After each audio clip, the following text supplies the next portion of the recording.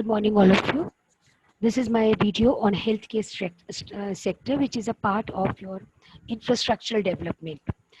In the previous video, I had explained the importance of infrastructure, the kinds of infrastructure, that is social and economic infrastructure, the difference, etc., of infrastructure development. Now I am talking about a special case, that is healthcare sector.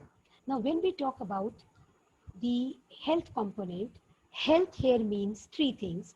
Increase in the, number one is the increase in the overall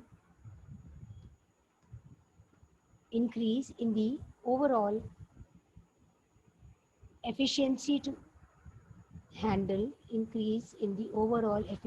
to handle the difficult task. Number two, increase in productivity of labor and increase the mental activities.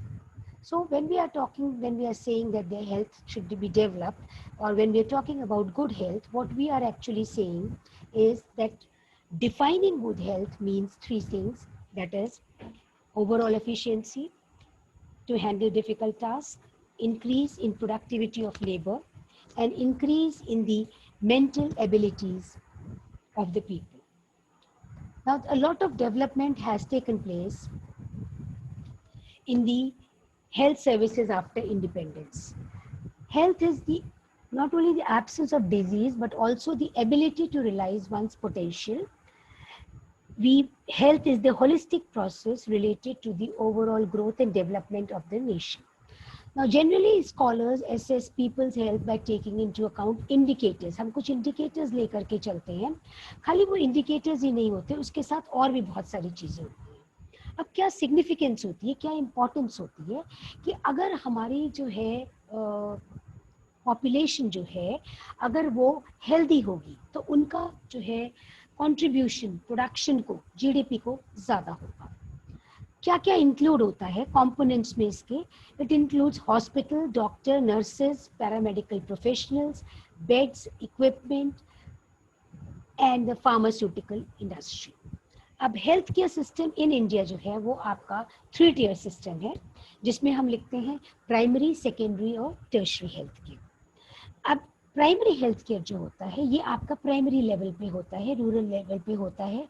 जैसे आपकी primary health centres होते हैं, सब sectors होते हैं rural और छोटे छोटे टाउन्स में. यहाँ पे एक सिंगल डॉक्टर होता है या एक नर्स होती है जो ऑपरेट कर रही होती है, और लिमिटेड स्टॉक ऑफ मेडिसिन होती है.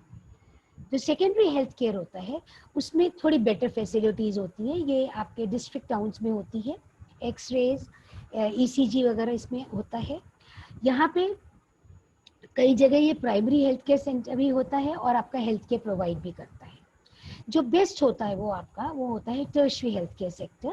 ऑल दोज हॉस्पिटल्स जहाँ पे एडवांस लेवल ऑफ इक्विपमेंट होता है, मेडिसिन होती हैं, कॉम्प्लिकेटेड हेल्थ प्रॉब्लम्स वगैरह होती हैं, वो इसमें आता है. ये मेट्रोज में होता है, ज़्यादातर इसमें होता है. आपका प्रीमियर इंस्टीट्यूट्स, इसमें खाली मेडिकल एजुकेशन रिसर्च भी होता है और स्पेशलाइज हेल्थ केयर होती है. इसके स्पेशल एग्जाम्पल्स हैं हमारे एम्स न्यू दिल्ली में, then you have the PGI in Chandigarh, Pondicherry में है आपका national institute of mental health and neurosciences Bangalore, and all India institute of hygiene and public health Calcutta. What is the state of infrastructure, health infrastructure? The government has the constitutional obligation. हमारे constitution में ये government का obligation होता है कि वो guide करे health related issues के लिए लोगों को, मेडिकल एजुकेशन के लिए, adulteration of food, drugs and poisons, medical profession, vital statistics, mental deficiency and lunacy. The union government has evolved broad policies and plans through the Central Council of Health and Family Welfare. It collects information and renders financial and technical assistance to the state, union territories and other bodies which implement the programs. अब health care में growth देखिए. National commission on macro economic and health का एक सर्वे हुआ था, जिसमें जो है इन्होंने डिफरेंट ईयर्स में जो है इंफॉर्मेशन लिए, कितने हॉस्पिटल्स हैं. आप देखो 1951 में हमारे पास 2500 हॉस्पिटल्स थे. 2017 का जो डाटा हमारे पास लेटेस्ट है उसमें 25,000 हॉस्पिटल्स हैं. इसी तरह बेड्स में कितना इंक्रीज हुआ है, 7 टाइम्स, 1,17,000 बेड से 7,13,000 बेड्स हो गए हैं। Similarly dispensaries, primary health care centres, sub centres, सब में आपका लगातार इंक्रीज हो रहा है। Then private sector is very very important. Private sector में क्या है कि जो आपका, जैसे हमने एजुकेशन के बारे में एक्सप्लेन किया था, उसी तरह से प्राइवेट सेक्टर सबसे ज्यादा आपका हेल्थ केयर सेक्टर में इन्वॉल्व है। 70% of the hospitals are run by the private sector. They control nearly 2/5 of the beds available in the hospitals. Nearly 60% of dispensaries are run by the private sector. In recent times, private sector is providing medical education, technology, diagnostics, manufacturing and sale of pharmaceuticals, hospital construction and provision of medical services. आप देखोगे कितने सारे medical colleges जो हैं वो सारे आपके private sector के अंदर है, और मेडिकल कॉलेज के साथ कोई ना कोई हॉस्पिटल जरूर अटैच होता है। जो फार्मास्यूटिकल कंपनीज हैं, बहुत कम अपनी कंपनीज हैं जो आपकी गवर्नमेंट कंपनीज है, ज्यादातर आपकी प्राइवेट सेक्टर की कंपनीज है। प्राइवेट सेक्टर जो है,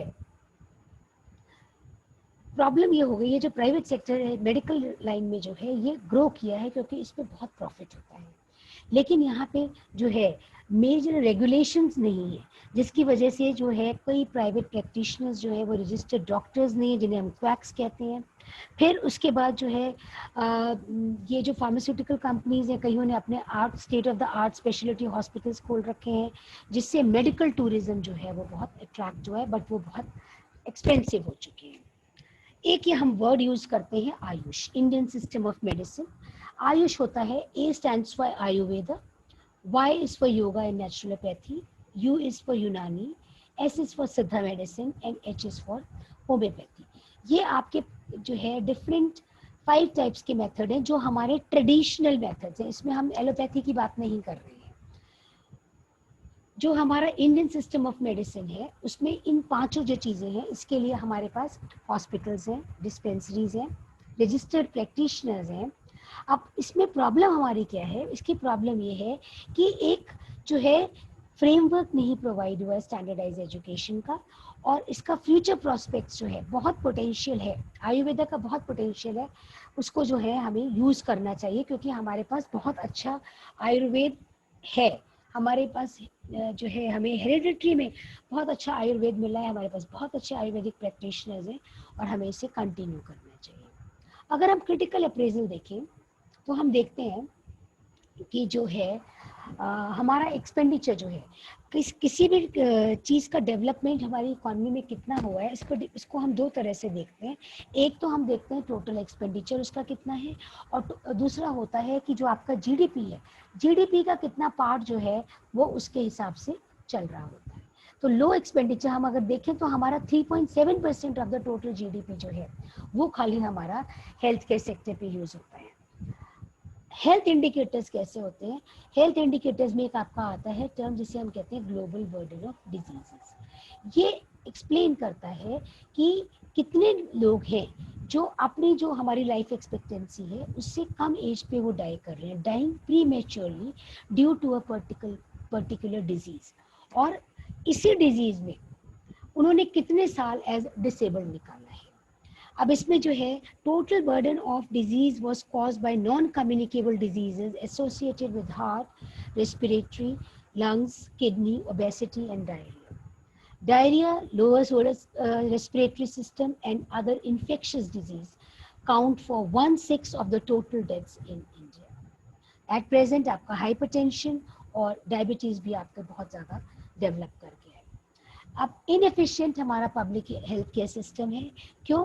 क्योंकि जो आपकी 20% पॉपुलेशन है वो government health care facilities use करती है, बाकी सारी की सारी जो है वो यूज़ करती है आपके प्राइवेट सेक्टर में, जो आपकी बहुत एक्सपेंसिव हो जाती है।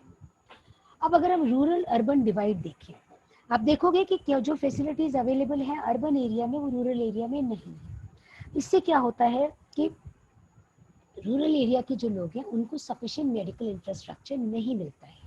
70% of the people living in rural area, उसमें से 1/5 of its hospitals including private hospitals are located in rural areas. Rural area is only about half the number of dispensaries, और आपके हॉस्पिटल्स जो हैं वो बहुत कम है। इससे क्या होता है, रूरल एरिया में हेल्थ जो है ये प्रॉब्लम बहुत ज़्यादा चल रही है। फिर उसी तरह से आप देखो number of hospitals, number of primary health cases जो है सेंटर्स कितने कम हैं। कुछ states like Bihar, Madhya Pradesh, Rajasthan and Uttar Pradesh are relatively lagging behind in health care facilities. Rural area में जो है आपका ये नहीं होता है access proper health care facilities में। विलेजेस में जो है वो कोई भी स्पेशलाइज्ड मेडिकल केयर नहीं है, like pediatrician, gynecologist and obstetrics. Rich poor divide आपका बहुत ज़्यादा अवेलेबल होता है। जो रिच होते हैं उनके पास बहुत बढ़िया फैसिलिटीज़ होती हैं, लेकिन जो पुअर होते हैं उनके पास बिल्कुल फैसिलिटीज़ नहीं होती हैं। कई बार जो गरीब लोग होते हैं वो अपने बच्चों को बचाने के लिए या अपने हेल्थ केयर के लिए वो जो है अपनी जो ज़मीन भी है उनको वो बेचने पड़ जाती है। इसका रीज़न क्या है, government is not running proper hospitals, और जो है उनकी सफिशिएंट फैसिलिटीज़ नहीं है। इसका सबसे अच्छा एग्जाम्पल एट प्रेजेंट जो आपका कोरोना में हुआ है, आपने देखा है कि हमारा हेल्थ केयर सिस्टम जो है वो बिल्कुल क्रैक कर गया है। बिल्कुल भी फैसिलिटीज़ नहीं थी। डेली आपने एक्सपोजर देखा, we were unable to control the situation. एक बहुत इंपॉर्टेंट चीज़ हो जाती है poor health status of women. Women constitute half of the total population. लेकिन हम देखते हैं कि उनकी एजुकेशन कम होती है। हेल्थ केयर में तो बहुत ही ज़्यादा पूरी हालत है। सेक्स रेशियो जो है हमारा वो कम है, इसकी वजह से विमेन हेल्थ पे जो है बिल्कुल ध्यान नहीं दिया जाता। ये रिसेंट ईयर्स में जो हेल्थ केयर सिस्टम है उसमें काफ़ी इम्प्रूवमेंट की गई है। जैसे आयुष्मान भारत एक लॉन्च किया गया है। प्रधानमंत्री जन औषधि केंद्र से आपको मेडिसिन जो है वही मेडिसिन जो आपको बहुत महंगी मिलती है प्राइवेट हॉस्पिटल में, वही जेनरिक मेडिसिन के नाम से आपको बहुत रिड्यूस प्राइसेस पे मिल जाती है। इसका एक बड़ा अच्छा प्रोग्राम सत्यमेव जयते में भी आया था, जो आपने शायद देखा हो। संडे को आमिर खान का आता था, उन्होंने स्पेशली मेडिकल सेक्टर पे ये प्रोग्राम किया था कि कितना फ़र्क होता है। जो दवाई मार्केट में 50 रुपए की एक गोली मिलती है, एक पिल मिलती है, वो रियलिटी में जेनरिक मेडिसिन में वो 1 रुपए से ज़्यादा की नहीं। तो इतना ज़्यादा प्रॉफिट होता है। फिर prices of essential medicines, cardiac stents and knee implants have been reduced by the government. 21 new AIIMS are operating or already established, etc. Conclusion, both economic and social infrastructure, it is essential for the development of the country. क्योंकि ये सब जो आपका social infrastructure है health का, ये एक support system है, लेकिन ये affect करता है economic activity को। India has made considerable progress in building infrastructure, but still, whether we are talking about healthcare sector or we are talking about economic infrastructure, we find that still a lot needs to be